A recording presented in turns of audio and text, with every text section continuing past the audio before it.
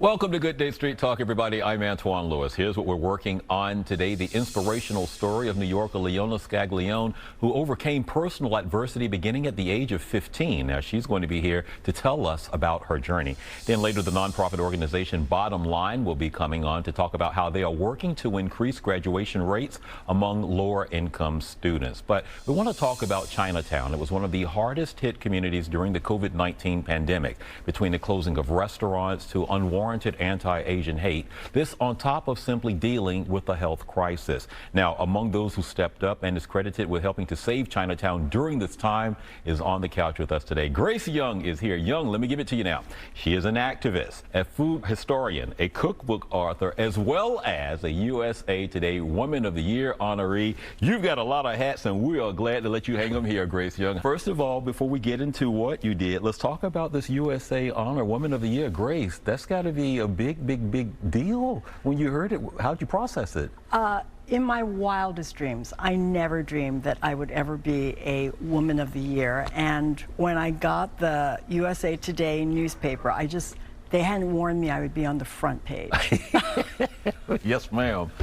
Overwhelming, surreal, or? All of those things, and all the other women that are honored, Michelle Obama, Sandra Day O'Connor, Nicole Ma. It's just, it's out of a movie. It's just incredible. Grace, you have to tell us about the work and what you did when Chinatown, as the rest of us, but particularly Chinatown, was crippled in the spring of 2020. Just what did you see and what did you do? So as early as January of 2020, New York City's Chinatown became a ghost town, and that's before there were any cases of COVID. Businesses dropped 40 to 80%. I was stunned to walk into Chinatown and discover it had become a ghost town. You glanced into restaurants, shops, there was no one. And it was heartbreaking, because I know that all these businesses were not going to survive. And so I started doing posts on Instagram, on Facebook.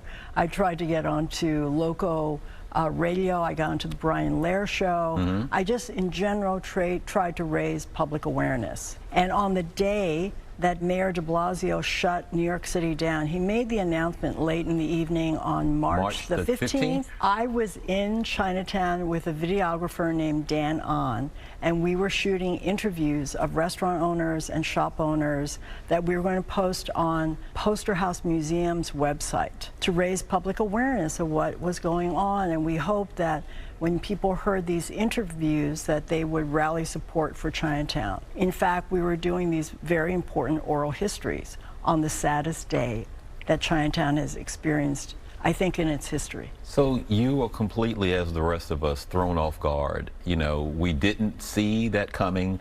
We look back and we understand, you know, why they had to take the actions that they took. So in addition to raising awareness, you were also, I would imagine, hampered when trying to effect outreach and effect change. How did you work through still trying to get back to tackle the problem? Well, I'm very lucky. I'm a Chinese cookbook author, and so I had some media contacts, so I reached out to the media. There were food magazines that reached out to me to write stories, a stir-fry story, a Chinese cooking story, and so I in turn said, I'll do that, but can I also write about what's happening to Chinatown? I partnered with the James Beard Foundation, and we started a social media campaign, Save Chinese Restaurants. That was in 2020. In 2021, we did Love AAPI, meaning Asian American Pacific Islander, and we were asking people to support not just the Chinese restaurants, but Thai, Vietnamese, Filipino, Malaysian, because it was impacting all Asian American businesses throughout the United States. And then last year, we started the Support Chinatowns campaign. Because I've gotten so much media attention about the work that I've been doing to preserve and protect America's Chinatowns, we decided to just focus in on Chinatowns and the fact that Chinatowns across the United States are hurting. From Honolulu to New York City, they're all reporting reduced foot traffic, vandalism, burglaries, less tourism, and at night, Chinatowns across the United States are quiet because of anti-Asian hate crimes. You actually segued into what I wanted to talk about, because all of us were shocked and me angry, at the rhetoric that was being directed towards, our fellow New Yorkers, our fellow global humans, and regardless of the source, the message was being put out there, and it was disgusting, and it was something that we all took personally, like that. How did you not let that and the imagery coming from the highest of mountains, how did you not let that become a stumbling block in you saying, I need to still do and stay on this course? Well, that's how I came up with the hashtag Love AAPI campaign, because I was really at a loss as to what we could do. And it was heartbreaking because so many of the people being targeted were the elderly. Yes. If you could push down an elderly man or woman onto the street. A 75-year-old, 80-year-old person walking from the subway, with their cart, trying to go home in the hours that were only allowed to grocery shop. It was disgusting. So I came up with the idea that the best way to fight hate is with love, and to show your love for the mom and pop businesses throughout the United States. So that's why it was Love AAPI. We were asking people to go to their Japanese restaurant, Chinese, Thai, whatever, show up to the markets, the bakeries, because all of these businesses were hurting because locals were afraid to come out. Last spring in New York City, there was a little study that was done. 75% of Asian seniors in New York City were afraid to leave their homes. So if they're afraid to leave their homes, then the businesses aren't getting their usual customers, and they're hurting, and they're going to close. And during the pandemic, we lost over 150 businesses in New York City's Chinatown. So the best thing that all of us can do is to show our love and support by showing up. So I understand also, you mentioned stir fry just a minute ago. You are called the stir fry guru as well as the accidental voice of Chinatown. I don't think there's anyone else out there on the planet that has those two monikers. That's a very interesting dual moniker there. Yeah. Just quickly explain, So I am a cookbook author, yes. And when my cookbook, Stir Frying to the Sky's Edge, came out, the New York Times dubbed me the Stir Fry Guru. Nice. So I have this type A personality, and I'm very, very meticulous about writing a cookbook, and I divulged all the secrets for making a successful stir fry and demystifying. I think most people want to stir fry, but they always have trouble. And so my book is sort of the Bible of stir frying. Quickly before you go, the accidental voice of Chinatown, that moniker came out because? Because I've never been an activist or an advocate in my entire life. And are you comfortable with that now? Because to be named a USA Today Woman of the Year honoree for someone who's more behind the scenes affecting change, you're like the face now, Gracie. I am, and I'm very proud. And it's so unexpected. I'm 67 years old. You don't look it. Thank you. I love you. But I didn't know I had this in me. And it's really a lesson for everyone that all of us can do our part. I never thought that I would receive this recognition from USA Today. I was invited to the White House for the Lunar New Year party. I was named Humanitarian of the Year by the James Beard Foundation. But all of us, I just did little things. There was no strategy, there was no plan, but we can all affect change by just doing the simplest little things. Grace, what a pleasure. The pleasure was all ours today to meet you. And let me just shake your hand. Oh, Antwan. Congratulations, and continue to knocking down the barriers and breaking through all of the things that you're doing just to make us all truly one big melting pot. Thank you so much. Your handler, Audrey Pass, is here. We want to make sure we say shout out to her because she was my handler for the first 3 years that I was here. She is the best. So we want to definitely give our love to Audrey. And what a pleasure it was to meet you today, my dear. Thank you. All right, stay right there. Coming up, everybody, we're going to be talking with Leona Ghiglione, talking about overcoming odds from a very young age, a truly inspirational story when we come back. We are back. We want to turn now to the inspirational story of Leona Scaglione. So she's a born and bred New Yorker talking to us about overcoming personal adversity, something that began for her at the very young age of 15. She's on the couch. Good morning, Leona. Nice to meet you. Good morning. Nice to meet you as well. So what happened at 15, my dear? I was diagnosed with a very rare disorder called neurofibromatosis type 2. Neurofibromatosis. I actually know a little bit about that, and I'll be honest with you, there was a television show, I'm an 80s kid, you know, but that was a condition that one of the characters had to go and look it up. But for those who may be unfamiliar with NF, correct? Correct. All right, just tell us what that is. It is a genetic disorder that will cause tumors to grow along the nervous system all throughout the body. So you were 15? Yes. What, was it a ballet injury? I understand that. We thought it was a ballet injury. I had trouble lifting my right leg, and through different doctor appointments, x-rays and MRIs, it was this tumor that was the size of a large grapefruit in my lower spine. You're 15 years old. How do you even begin to process this?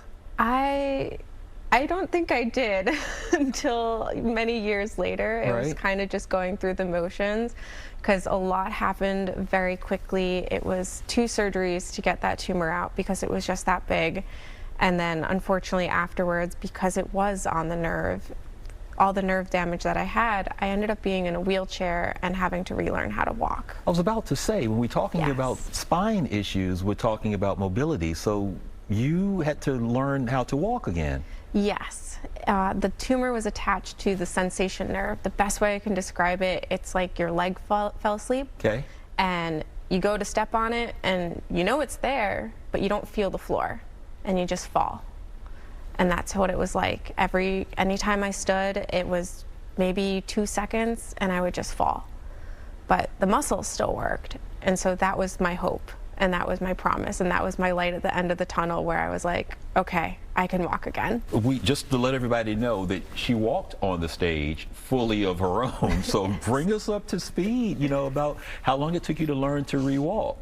It took about, I would say, 2 years to relearn how to walk. A year to get through without the wheelchair, and switching to a walker and a cane for assistance to just help bear the weight in case I felt I was gonna fall.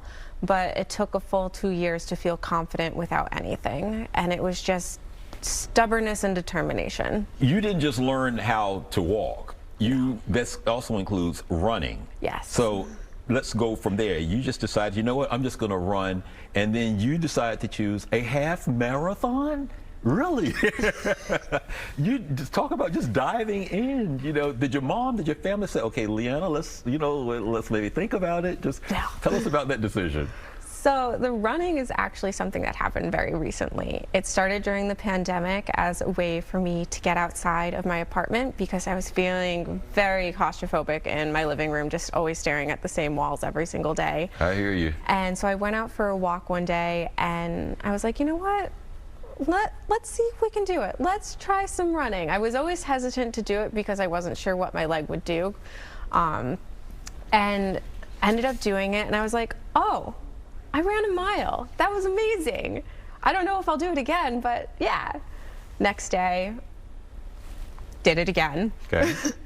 And I was like, you know what, this is actually a lot of fun. And growing up, my dad was a runner. He did the full marathon in New York City about 11+ times. His fastest time was a 3-hour, 3-minute That's pretty good. finish time. So I was like, okay, clearly it's in my blood to do this. And my mom reminded me, you're in the city, go sign up for a race. Go run in Central Park for a race formally. And I signed up for my first race that I did, and it was just a quick little 4-mile loop around Central Park, and I was hooked. That was it. And then shortly after, they had the sign-up registration for the half marathon, and I was like, okay, we're gonna do this. So tell us what's that beside you that you brought.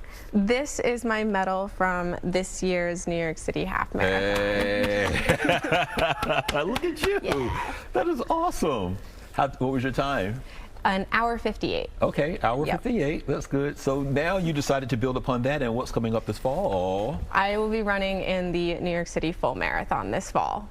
So are you running as part of a team, you know, given the backs? I don't want to tell you, tell me. Yes. I'll let you tell it. Just like I did with this race, I have the pleasure and honor to be running with NF Endurance, which represents Children's Tumor Foundation, and their main goal is to raise funds towards research to finding a cure for neurofibromatosis, or NF. There is no cure currently. Right, there is no cure, and I also want to talk to you about the therapy that you're undergoing now, Yes. you know, for people who may be wondering, you know, just talk to us about that.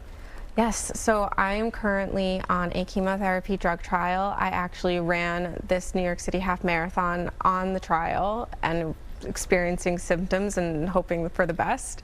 I am on it for an entire year and should be finishing right in time for the full marathon. Leona, that's a whole lot of adversity for someone who just, you know, is 15, a sophomore in school, just trying to, you know, be a young girl growing into a young woman.